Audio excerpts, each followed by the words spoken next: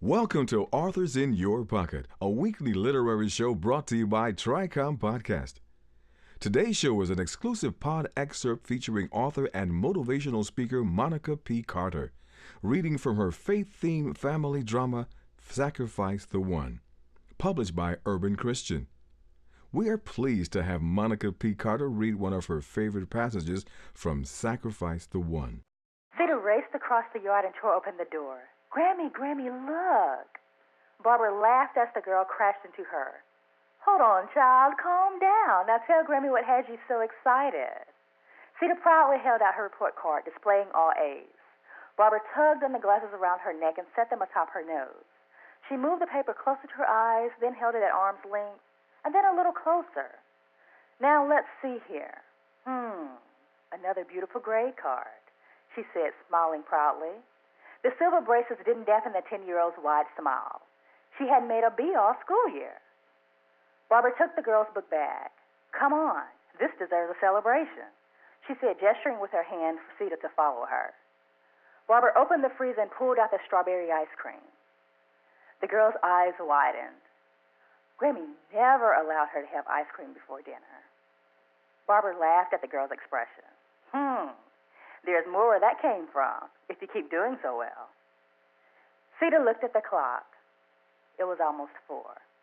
"Grammy, do you think I can ride my bike down to my daddy's house and show him my report card when he gets off work?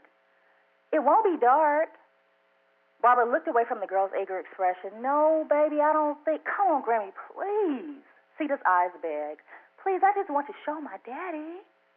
Barbara's face softened. It was natural for the child to want to share her good news with her father. "Sure, baby. Now eat your ice cream." Seta delved in with relish, while some dribbled down her chin. She giggled and wiped it away. She was happy. At promptly 5 o'clock, Seta rolled her bicycle into her father's yard. She let the bike crash to the ground as she hopped off and rang the doorbell. After a moment, the door slowly opened. "Hi, Daddy," she said when Robert opened the door. Her smile dimmed a little as he stood in the doorway. Finally, after what seemed like a long moment, he stepped aside. The heavy, gray curtains in the living room were drawn shut, casting the room into a deep shadow.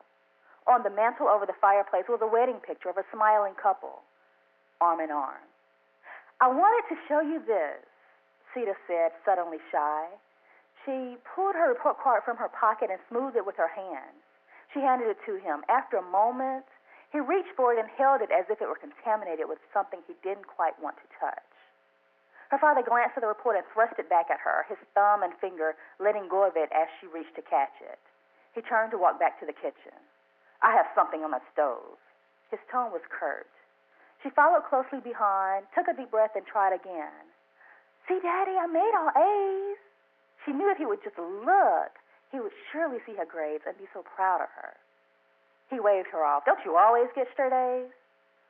Her face crumpled for a second, but she managed to paste a smile back on. "He's just tired and busy," she thought to herself. Then she had an idea. "Do you want me to finish cooking for you, Daddy? I can, you know. Grammy let me make rice the other day, and I can make macaroni, too." She could cook for her daddy. That would make him smile. He waved her off as if she were a fly buzzing in his ear. "No, I have it handled here." "Well, it's getting dark. Why don't you hop on your bike and get back home before nightfall comes?" It was more of a statement than a question. Seta looked around. Newspapers littered the counter and papers covered the kitchen table. Glasses, some half full with a brownish-colored liquid, were in the sink. "I don't mind staying. I can clean up for you." She took a deep breath and the words came out in a rush before she could lose her courage. "Daddy, I want to come live with you. I'll do whatever you say. I'll cook and clean. I'll fix you dinner every day." Her eyes pleaded with him. "Oh, I just want to be with my daddy." Her grandparents were nice, and she did love them, but she craved a relationship with her father. The man continued stirring what was on the stove as if he didn't hear her. She tried once more. "Daddy, I couldn't." "No." Robert snapped, cutting off his daughter. The word wasn't loud or forceful, but it was final. "But Daddy," the man whirled on the girl, pointing the spoon in her face. "I said no." He felt a tiny twinge of something at the sight of the hurt in her eyes, but he shrugged the feeling off. He couldn't have her live with him. He wanted nothing to do with her, hadn't wanted anything to do with her since he stopped calling her by her name. Seta looked down so he wouldn't see the thread of tears in her eyes. She sniffled and cleared her throat. It's okay, she told herself. Daddy's just tired. Her grandmother had told her about how sad her daddy would get sometimes because she missed her mom so much. And she understood. She understood because she also knew how sad it was to miss someone. She looked up again. Okay, Daddy, well, you have a good night. She stepped toward him and hugged him tightly around the waist. The movement seemed to catch him off guard. I love you. Sacrifice the One is published by Urban Christian and is available wherever books are sold. Learn more about Monica P. Carter and other Urban Christian titles by visiting www.urbanchristianonline.net.